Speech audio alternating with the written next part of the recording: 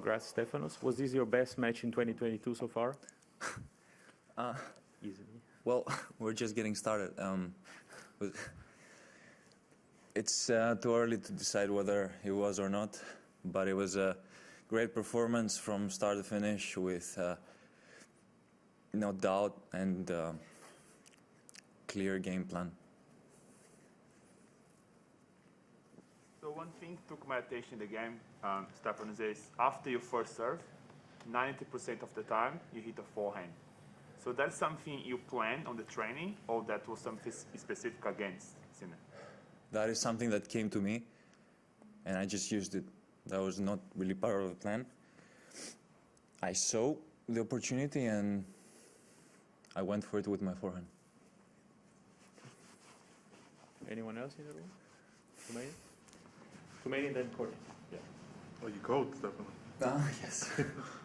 I was curious, on the court you said you talked about humility like quite a few times, so I'm curious how you came to think that was an important part of winning tennis matches.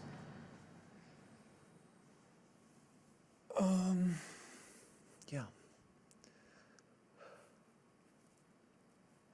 You know, when you're advancing and when you're doing well, you tend to glorify yourself, you know, as if you are untouchable.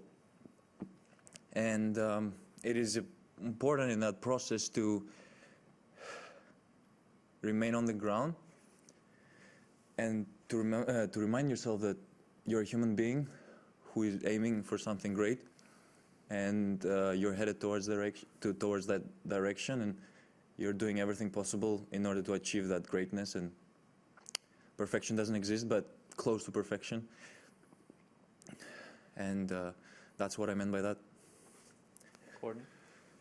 Was there anything that actually sparked it, like you know, the elbow injury or a couple of defeats? What sparked this process of thinking?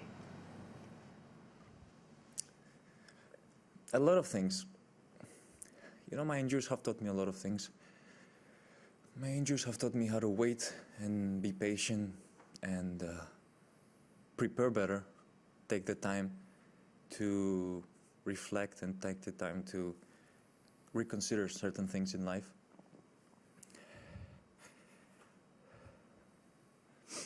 Being in the position of being privileged, in the position where you get to have a great setup where you can go back and practice every single day and have people that work with you and have people that care for you is something that is underestimated. That has nothing to do with the question, but humility stems from your everyday life and not thinking of yourself as more, let's say, not considering yourself over others, because we're all equal. Catherine? Stefanos, well done today. I know you don't want to, talk about how good this performance was, whether it's best of the year, but how much better do you feel about your performance today than the others in this tournament that came before? Well, so far it has been the most consistent and the best match I've had on the tournament. That is it. What was the question again? I'm sorry, I wasn't able to capture everything. Of the 5 matches you played this tournament, how much better do you feel about today's one than the previous 4? Yeah, way better, of course. My tennis showed that. No. Yeah, you. Yeah. Stefanos, on court you had a message for Dr. Frank, and the good things that he's done for you, and also that he felt that you weren't going to be at this Australian Open. Can you kind of expand a little bit on how real your concerns were of going this deep and what he's done for you? Well, Dr. Frank spoke from experience that he had with other players that he treated and put that into consideration. He was kind of surprised. My healing process was faster than he would have expected. And he was, I don't know, he was probably telling me this to push me a bit more without me realizing that. I don't know what his intentions were, but he wasn't thinking too big. He was humble. Last three in the room, Matt first. Stefanos, we don't know your semi-final opponent yet, but if it's Daniil Medvedev, I was just wondering how you would describe your relationship with him and what's the biggest challenge about facing him on a hard court? Why specifically him? Just because he's the favourite in that match? About our relationship? Well, it's fine. It kind of got better after Laver Cup. We haven't really spoken in the last couple of months, but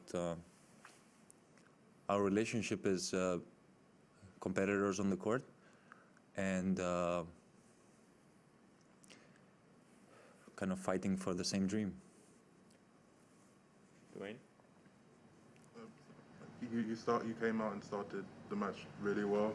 I'm just wondering how you felt like coming into this, against a really talented young player, like how you felt and how, again, like how you started, how you felt at the beginning.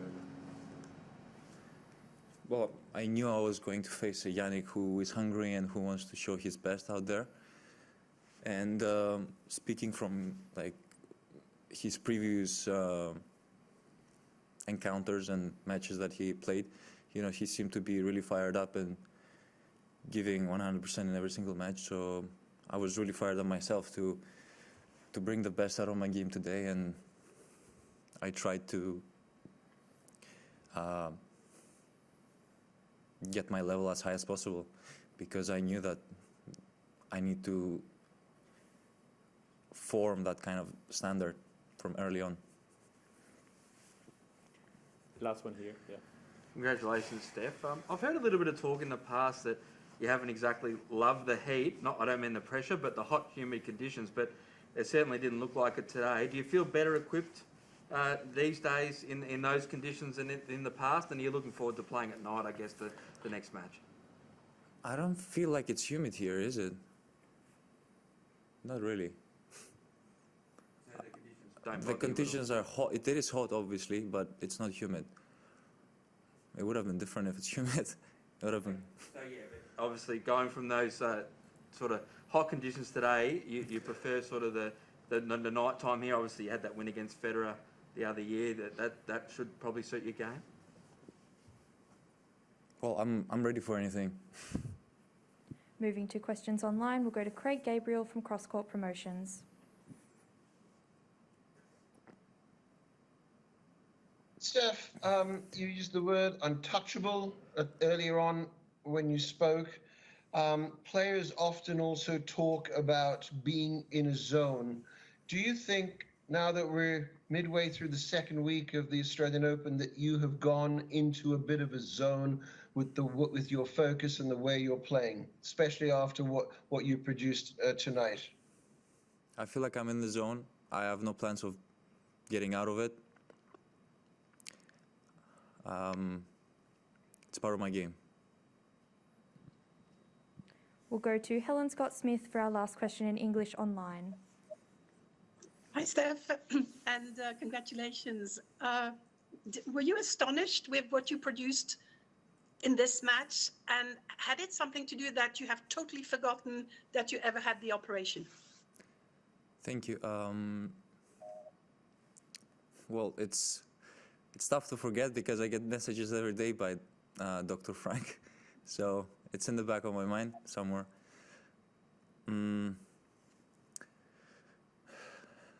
Coming into the match, you're trying to get the best out of your game. You're not thinking, you're not trying to predict what's going to happen.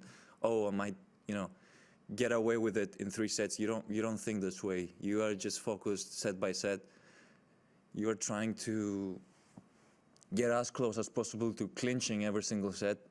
And eventually, it's the total amount that you get in return at the end. You never know what you're going to get. Every match is different, and you need to be prepared for each and every battle, no matter what your opponent is going to bring out there.